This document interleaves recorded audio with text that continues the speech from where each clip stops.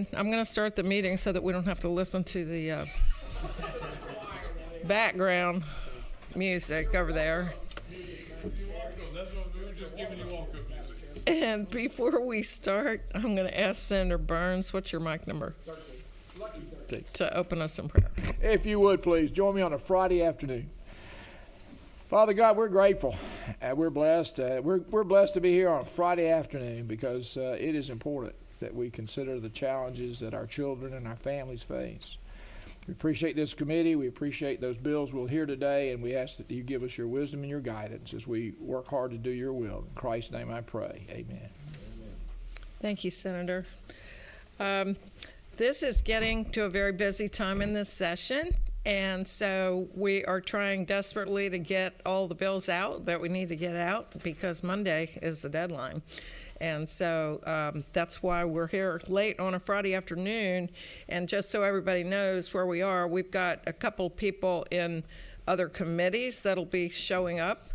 And we have a hard stop at 3 o'clock because there's another committee that starts meeting at 3 o'clock. The chairman is sitting there, and I'm on that committee too. So we're going to have to keep things as short as possible. We do have sign-up sheets for both of our bills. So if you want to testify and did not get to sign the sign-up sheet, just walk on up here, and we'll make sure that you have the opportunity. We have two bills, and we're going to start with Senate Bill 245, Senator Hodges. And then we'll hear Senator Brass's bill, Senate Bill 259. So, Senator, come on up. The floor is yours.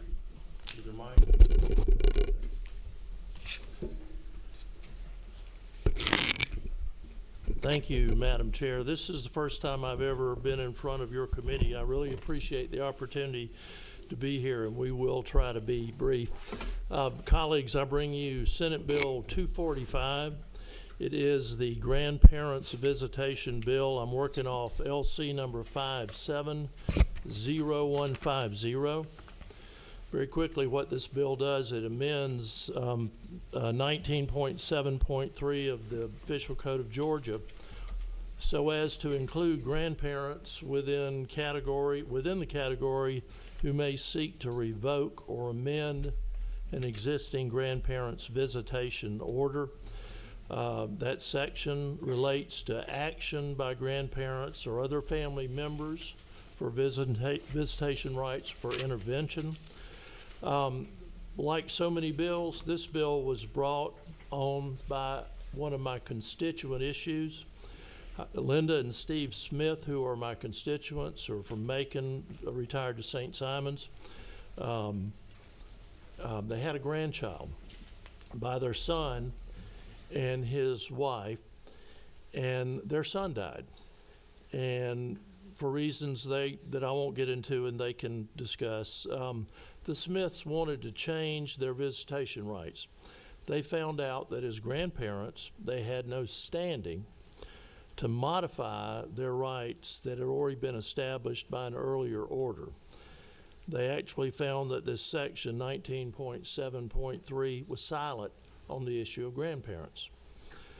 So this bill that you've got in front of you attempts a correction by amending section 19.73 by revising subsection C and D.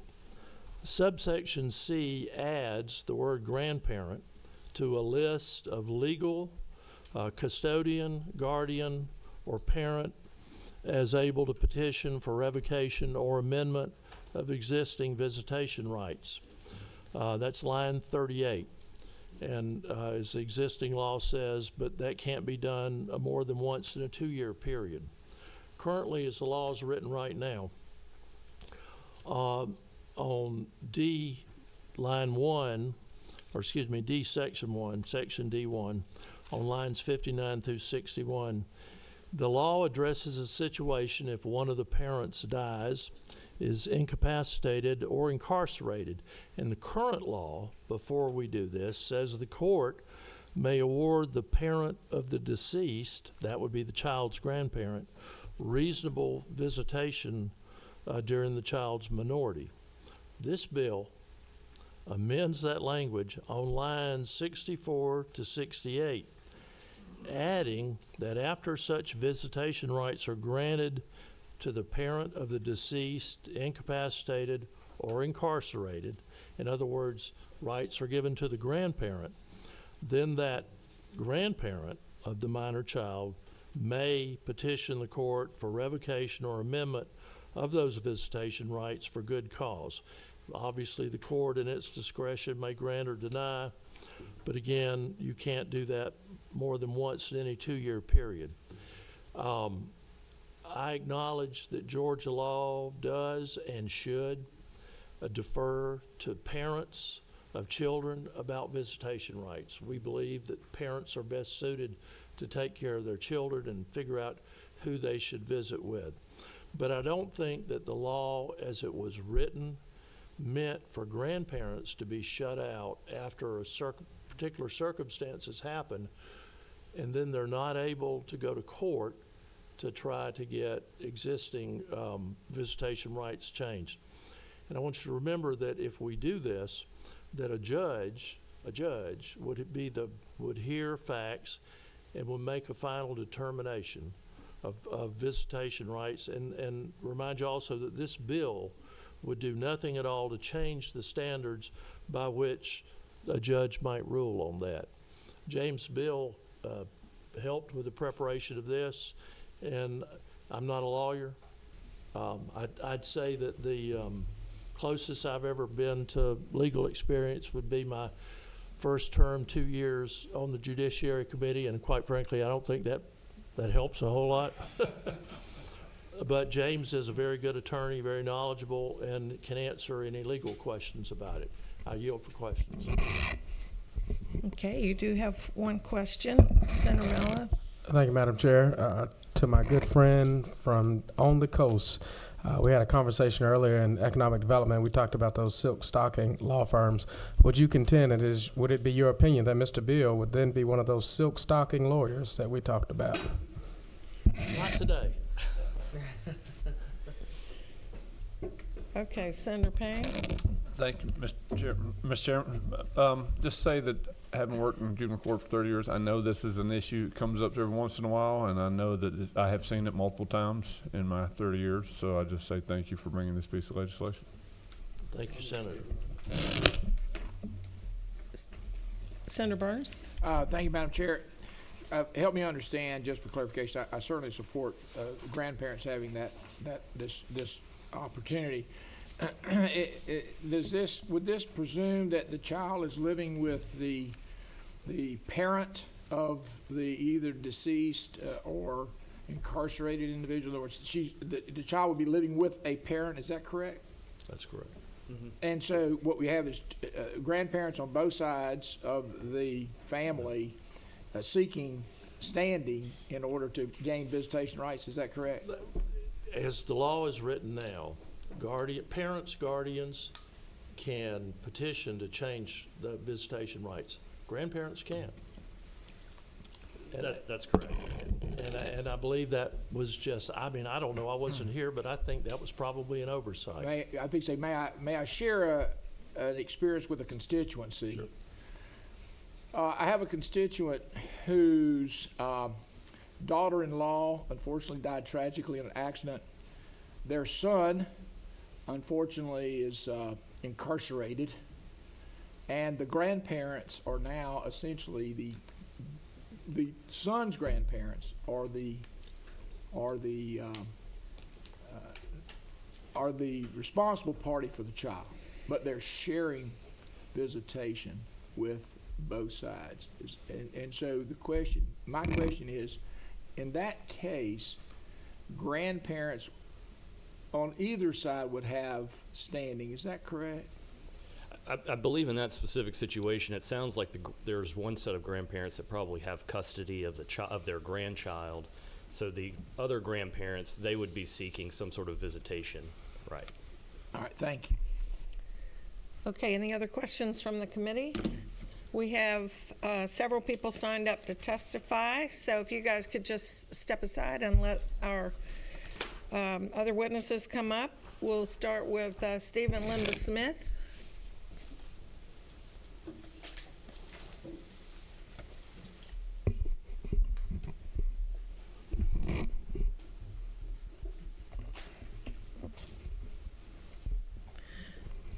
I'm Steve Smith. Welcome to the Capitol. Thank you, Thank you, Go ma'am. right ahead. Linda. And we're Pull the mic close to you. very proud grandparents. And I'll assure you, we're not going to try to be brief. We are going to be brief. I've said my We've time. made bullet points here.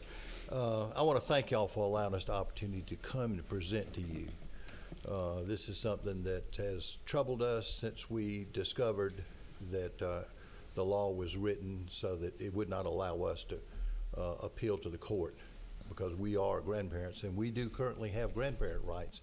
We've had our grandparent visitation rights since 2015. My wife and I are retired educators in Georgia. We've served the public school system in Georgia for a total of 72 years. We know about children, and we know working with children, and to last for 72 years between us, we'd have to love children, and we do, and we love grandchildren. We have enjoyed grandparent visitations, as I said, since 2015. Never missed an opportunity to visit with our granddaughter in this case. We ask for your support of Senate Bill 245 because we think it was an unintended consequence that grandparents were left out of this bill. I can't imagine anybody wanting to leave grandparents out. I think it was definitely an unintended consequence. So I'm not going to talk further in the sake of time. My wife is, she knows this probably better than I do. So Linda, if you would, just tell our story. Thank you again for your time and your consideration. On August 10th, our son died of a massive heart attack while I was trying to do CPR, and our granddaughter called 911 and was outside looking for the ambulance. Our granddaughter, having experienced that horrific time, was not allowed to attend her father's funeral.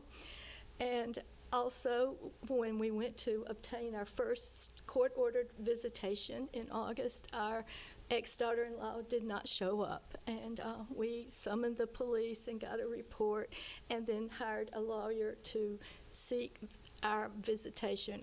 Our ex-daughter-in-law was maintaining that since our son had died, we no longer had grandparents' rights, so we had to have legal intervention.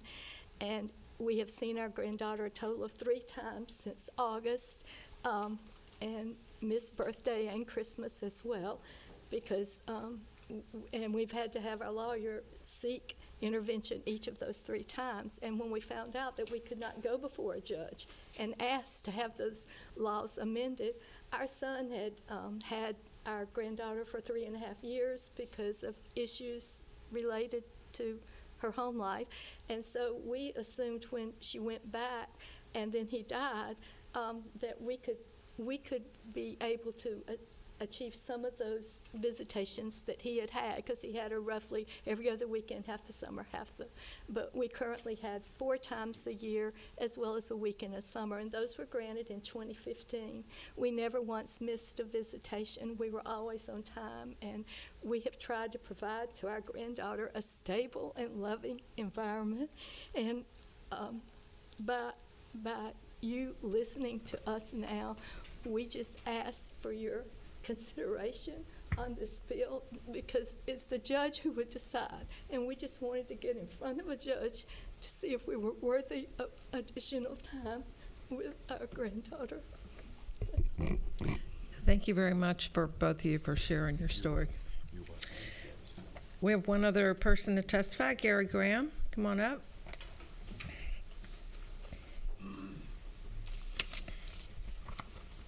Good afternoon, everyone. I appreciate the opportunity to be here.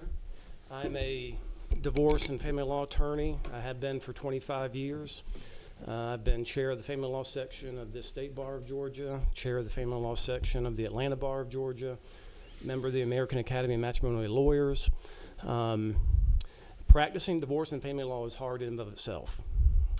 And as a lawyer, I have 3 top cases that will bother me till I go to my grave. And one of which is the Namdar versus Namdar case, which was a grandparent visitation case in which the grandparents got established visitation after their son tragically passed. The visitation schedule was somewhat ambiguous to the point where it allowed mom to manipulate the schedule to the point of when the grandparents came to see me to represent me, they had absolutely no contact with one of their grandchildren. Previous to dad dying, they lived pretty much right next door to each other. The grandparents had an established relationship. The grandparents financially contributed to their grandchildren. Dad passes. Mom moves in the middle of the night to Cobb County, Georgia, and gets the visitation schedule in New Mexico that is since transferred here to Georgia. So at the trial level, we were seeking to modify their existing visitation to take into account mom's basically frustrating to the point that the schedule had no worth, not even on paper, frustrating their time. And the biggest way she did that was what's called alienation, where you alienate a child against a parent or a grandparent. And the child just wants nothing to do with that parent or grandparent. So we file modification of visitation in Cobb County, have a guardian ad litem appointed whose job is to represent the best interest of the children, who finds, yes, mom's alienating. And alienation is so bad to the extent that one of the grandchildren had nothing to do with their grandparents. The other grandchild, it was more of a strained relationship. And so 2 years in litigation, we have a final trial. The trial judge modifies the visitation to take into account mom's, I'm obviously not very objective, mom's despicable behaviors, and addresses and modifies the visitation accordingly. The appeal, where, as we just heard, I don't know if it's an oversight, I don't know if it's more deference to parental rights than grandparent rights, but under the current statute, grandparents do not have a right to modify. And in this tragic result, they desperately needed that right to modify, and they didn't get it. And frankly, what is the point of giving grandparents the right to have visitation in and of itself if you can't modify it to address what's best for the grandchildren, the parent, and the grandparents? And so while this case was very tragic and will, sit with me forever, I urge you guys to allow grandparents to modify their visitation. Otherwise, they can get visitation, and it can become meaningless if they can't go back to court at their own initiative to modify and address whatever problems may be existing. So I thank you all. Thank you for coming to the children's version of the Judiciary Committee. Okay, I'm going to ask Senator Hodges to come back up, and James, if you want to come with them and see if the committee has any other questions for you. Can I add that I believe that each of you have the case that he was just talking about. You should have a copy of it in your folder.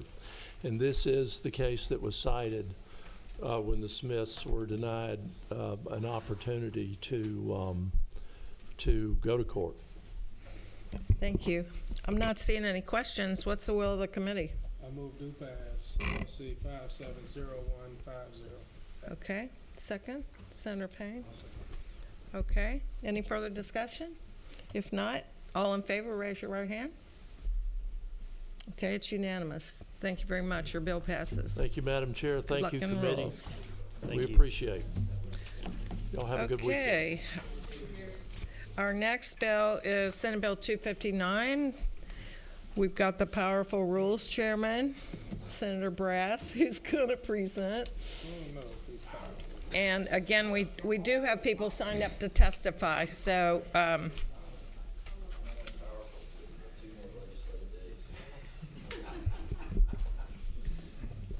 okay, Senator Brass, the floor is yours. Thank you, Madam Chair.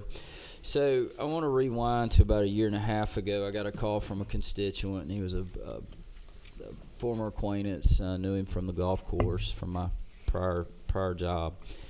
And he called me from the hospital. He had been removed from seeing his grandson Ridge. Ridge was, I believe, just about a few months old at the time. And Ridge at birth had some complications at birth and caused some issues around the brain, and was having complications, and was taken by his mother and father to the local fire station for help.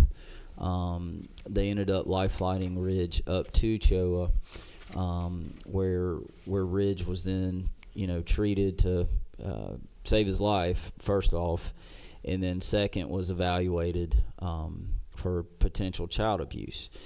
And at the determination of the doctor, they found that they determined that it was, I believe, shaking baby syndrome. And at that point, the parents and grandparents were not allowed to see him at the hospital.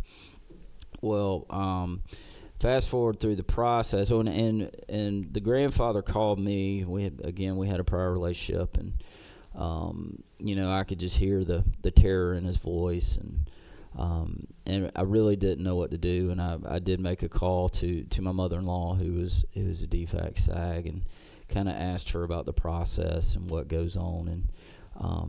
And after speaking with her, I called him back, and I was just honest with him, and I said, look, you need to let the process take place, because as bad as this is right now, the worse you'll feel worse if there's someone out there that is abusing this child and you just don't know it, and we lose this child. So let the process play out. It's going to be awful, but let it play out. Well, when I told him that, I was thinking this process was going to be a few days, maybe 2-3 weeks. Well, Ridge was taken from the home for 15 months, and they ended up they hired lawyers, of course, and hired other doctors, medical professionals to come in and prove in court that this was not abuse. It was all from his previous medical conditions at birth. And the good news is Ridge is back home. They won the case. Ridge has been back home for now just a few months.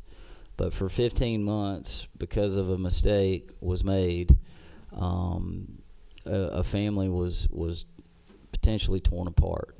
And so that is the purpose of this legislation. What we found in that case was that the child's records were not, his previous medical records were not reviewed. And I'm not after this doctor. I don't know that they did anything wrong, but the symptoms were, they're very similar in what happened to him at birth and shaking baby syndrome. And we all make mistakes in everything we do. Human error will always be a part of life. But unfortunately in these cases, human error can tear a family apart. And so that is what we're trying to prevent here with SB259. It's the second chance law. And it's modeled after Texas, and they have a very similar law. And simply what it says is when the child is taken into temporary protective custody by a physician treating this child, it requires the physician to advise the parent, guardian, or legal custodian of the right of an independent medical evaluation or specialty consultation. So that would allow them, the family, to hire. It would be at their own expense. They could hire a second opinion doctor to come in and evaluate the child and prove that their abuse was not there. It does also require the physician to fully disclose the basis of a determination of suspected abuse and neglect to defects at the time of the report. The other part of the law, it defines what specialty consultation is. You'll see that definition in the law or in the bill.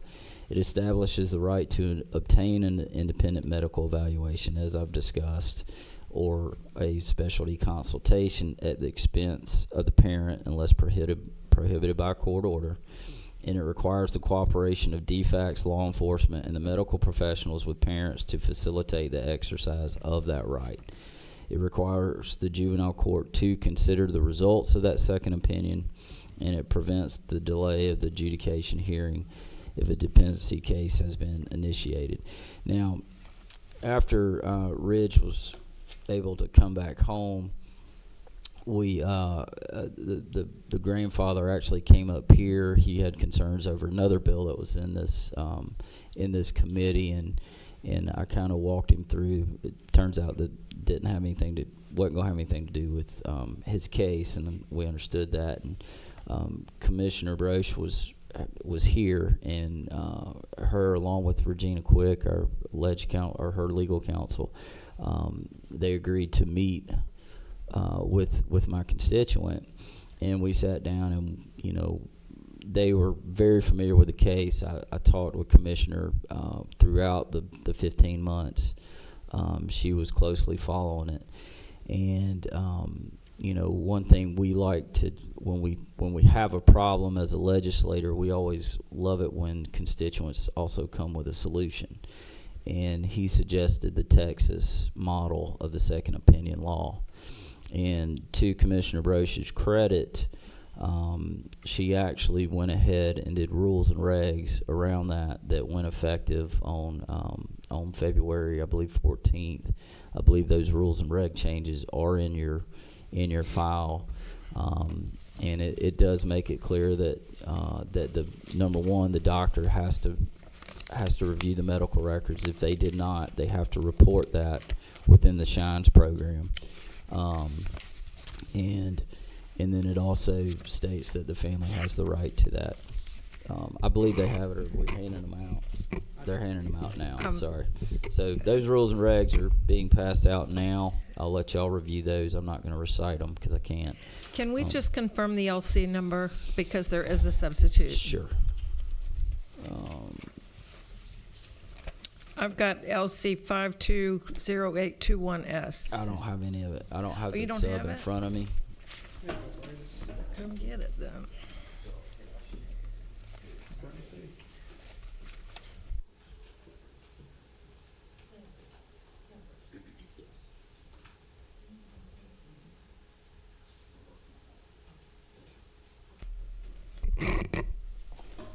So yes, Madam Chair, thank you for allowing me to do that.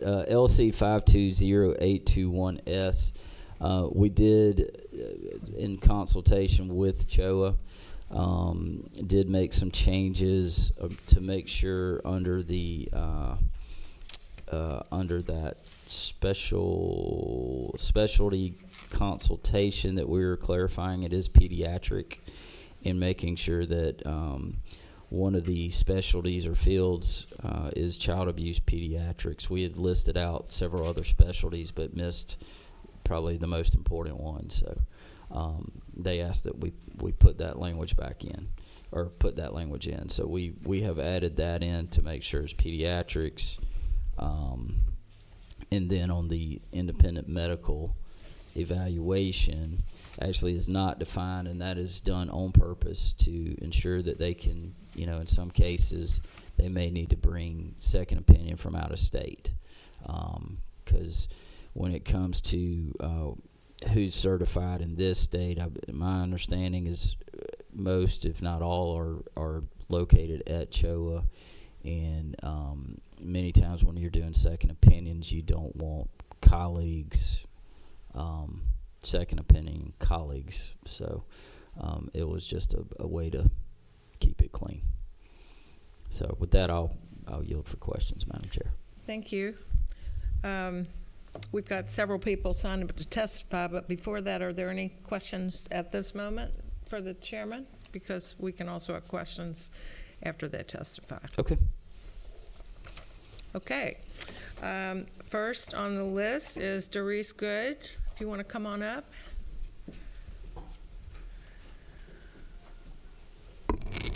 Good afternoon. My name is Doris Good. I am an attorney. 95% of my practice is representing parents who have been accused by children's hospitals of any type of abuse or neglect. My first case was back in 2009.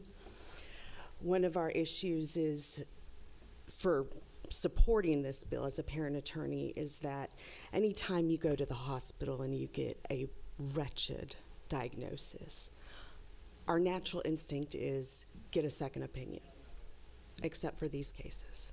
They're not allowed second opinions. What happens is that immediately the child is taken into care before we have any opportunity to talk to any doctors or see if there's any other evidence that we can present. We have no access to the child. We are allowed to ask DFACS for access to the child, which for many years never happened, never was allowed. At this time, we still are not allowed physical access to the child, only access to the child's records. If not, we go through the court system where we file a motion. We have been successful there in order to get access to the child, but it delays the process. My longest case was 3 years that the child was out of care of the parents by the time we finally got them. And all of my clients, I actually represented Ridge's mother, probably spent over $100,000 on these cases. It bankrupts the family, it bankrupts the children. It is our position, I think many of my colleagues I can speak for, that this is a good start to where we need to be on these cases. These families are torn apart, devastated, and they can't get that back time. So if you have any questions on the legal side of it, I'm happy to answer them. Not seeing any questions. Thank you very much for your testimony. You're welcome. Thank you. Colleen Puckett.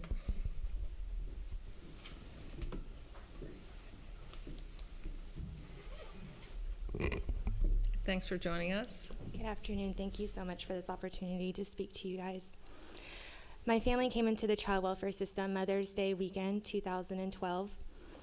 Our story is a little different in that our allegations were of medical abuse and not of fractures or physical abuse. A child abuse pediatrician and my daughter's feeding therapist were discussing, and they were the ones who brought our child welfare case and our allegations against us. Our experience truly was an example of how confirmation bias can happen in the child welfare system.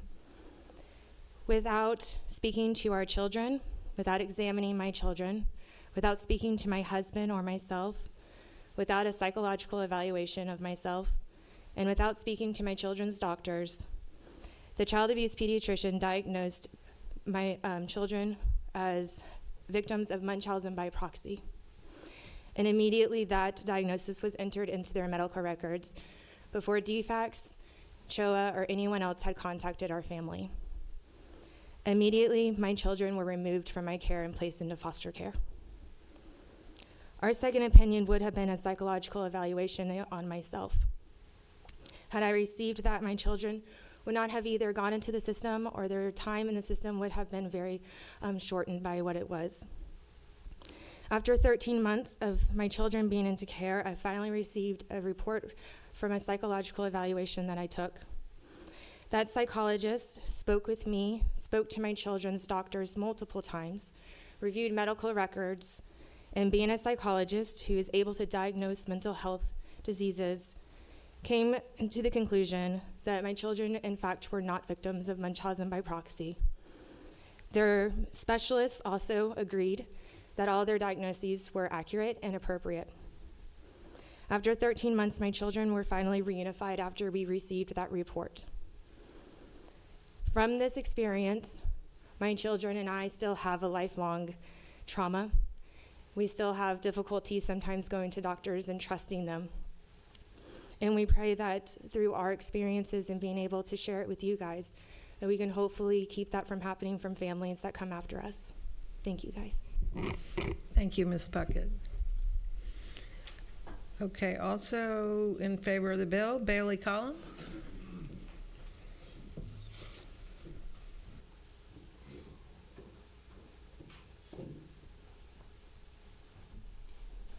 Hey everyone, thank you for the opportunity for letting me be here today. I'm the mother of Rich Collins.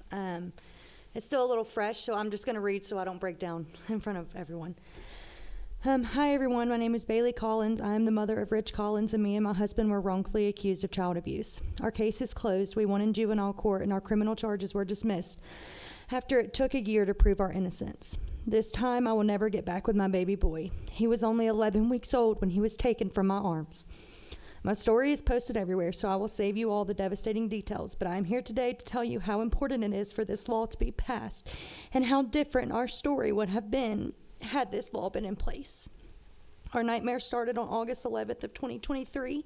My son was taken away from us, and during my son's first admission, we begged doctors for a second opinion to have someone else to review the records, to which a hand was put in my face, and we were told it was not necessary. But me and my husband knew that our Ridge was never abused. Once taken away from us and out of our custody, our child's issues did not stop, which ended us in another hospital admission, and this time we were told by the neurologist that they had made a mistake, that this was not an outside of Ridge's body issue, that this was an inside of Ridge's body issue, so then started a further workup. A few months later, and after numerous tests, a review of his entire medical history and birth records, we found out my son was suffering from an undiagnosed medical condition, a very rare medical condition. Had this law been in place, the child abuse pediatrician would not have been able to get on the stand in juvenile court and testify that she did not review any of his medical history or birth records, and that she made her diagnosis solely off of the findings from the Children's Hospital.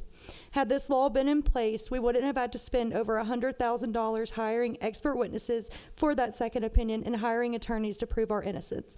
This law will protect innocent families, but not only innocent families like mine, but the innocent babies. It's innocent children being stripped away from its loving parents and subjected to unnecessary lifelong trauma. I hope everyone in this room today will truly think about the importance of this bill before making the decision to sign or not sign. My sweet baby boy never deserved any of this, and it could have all been avoided. This is why this bill is so important, and while there are still more changes that need to be made to protect innocent parents and children, this is a start. Thank you all. Thank you very much, Ms. Collins. We've also got Kelly Holshak-Lopez.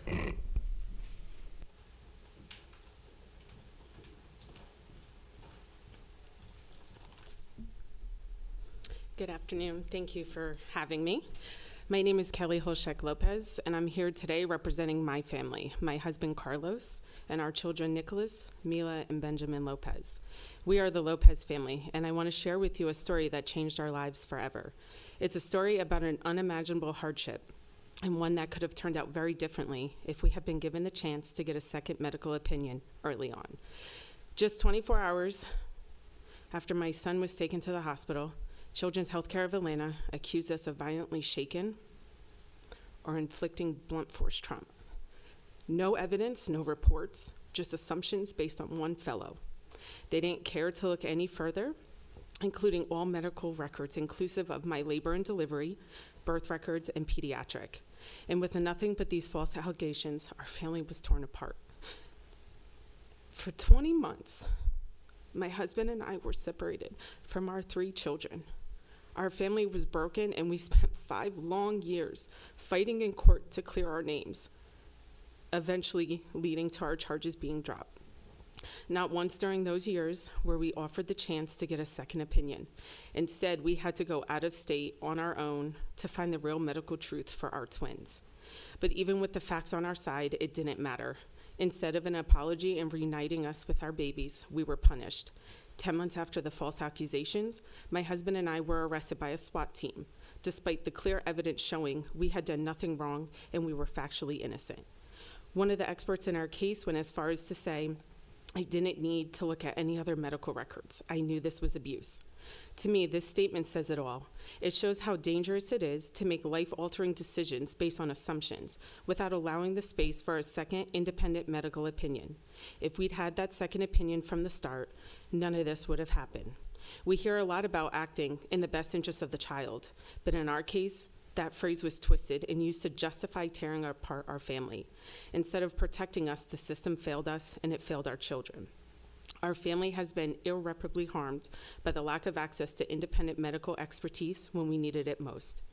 This bill is about more than just a policy change. It's a lifeline for families who are in the middle of life-shattering accusations. It's about ensuring that no parent has to suffer through a wrongful accusation without the chance to get all the facts.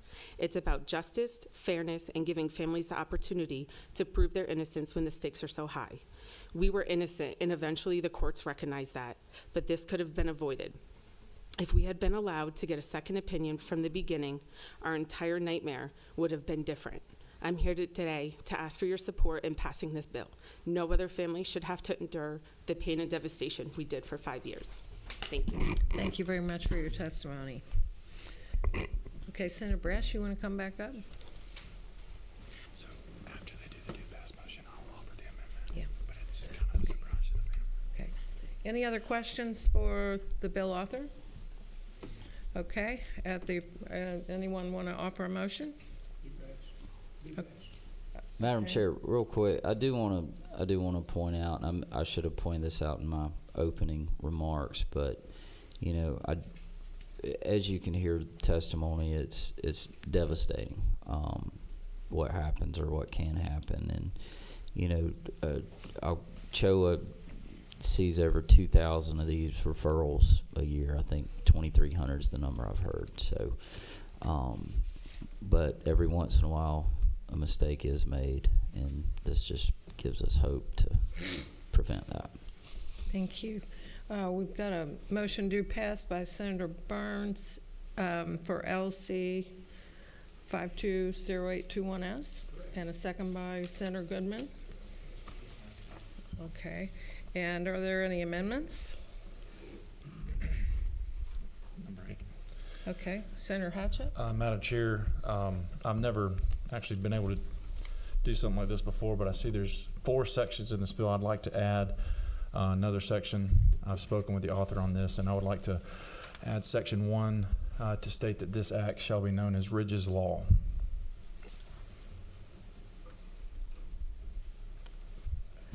Ledge Council?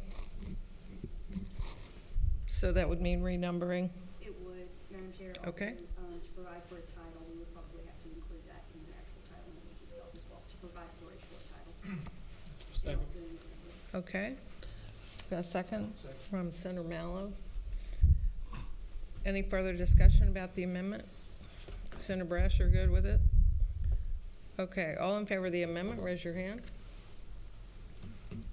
Okay. Nobody opposed? Unanimous. With that, we're going to vote on the bill as amended.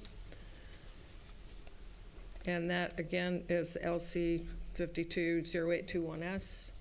And we've got a motion due pass in a second. So all in favor, raise your hand. Okay, no opposition. Your bill passes. Congratulations. Good luck in rules. Thank you. And with that, we are adjourned. Thank you.